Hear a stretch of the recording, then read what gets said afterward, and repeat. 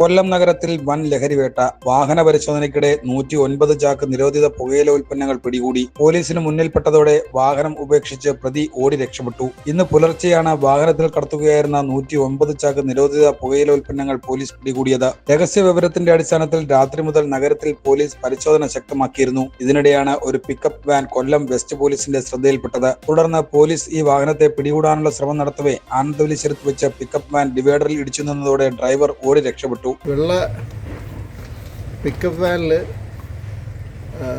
ലഹരി സാധനങ്ങളായിട്ട് പാസ് ചെയ്ത് വരുന്നുള്ള ഇൻഫർമേഷൻ കിട്ടിയിരുന്നു. പോലീസ് അതനുസരിച്ച് പോലീസ് പാർട്ടി രാത്രി തൊട്ട് തന്നെ നോക്കിക്കൊണ്ടിരുന്നതാണ്.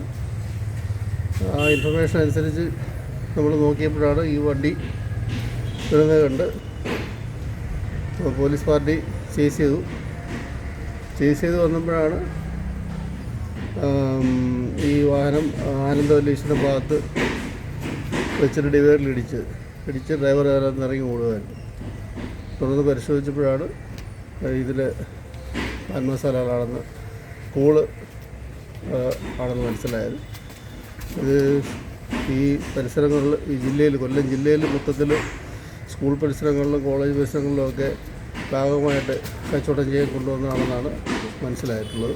അതിലേക്ക് പോലീസ് കേസെടുത്ത് നടപടി സ്വീകരിക്കും. ഇതിനകത്ത് നമുക്ക് വാഹനത്തിന് ഉടമസ്ഥനെ കോൺടാക്ട് ചെയ്തിരുന്നു.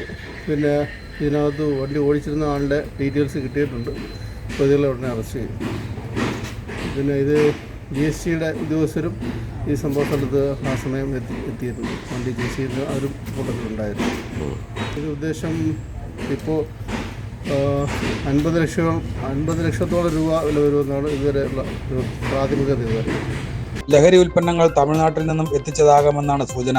വിവരം ലഭിച്ചതിന്റെ അടിസ്ഥാനത്തിൽ GST വകുപ്പ് ഉദ്യോഗസ്ഥരും വാഹനത്തെ പിന്തുടർന്നെത്തിയിരുന്നു. നിലമേൽ കരുന്തലക്കോട് സ്വദേശിയുടെ ഉടമസ്ഥതയിലുള്ള വാഹനമാണ് പിടിയിലായത്. വാഹനം ഓടിച്ചിരുന്നയാളെക്കുറിച്ച് വിവരം ലഭിച്ചിട്ടുണ്ടെന്നും ഇയാളെ ഉടൻ കസ്റ്റഡിയിലെടുക്കുമെന്നും പോലീസ് അറിയിച്ചു.